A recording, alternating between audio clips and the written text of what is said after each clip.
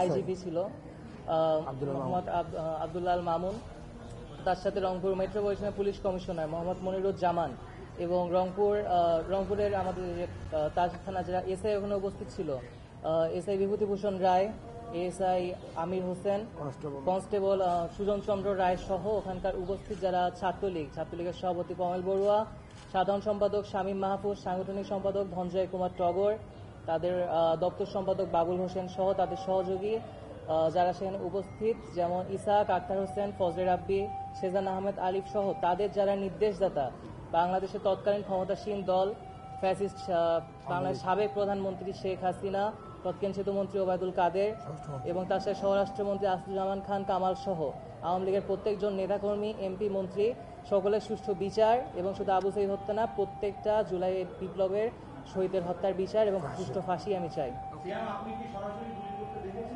জি, আমি গুলি দেখেছি এবং আমি গুলিবিদ্ধ।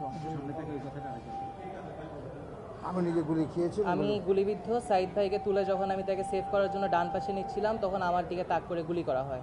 ওই মুহূর্তে আমি গুলিবিদ্ধ হই। আমার বাম পাশটা সম্পূর্ণ গুলিবিদ্ধ ছিল।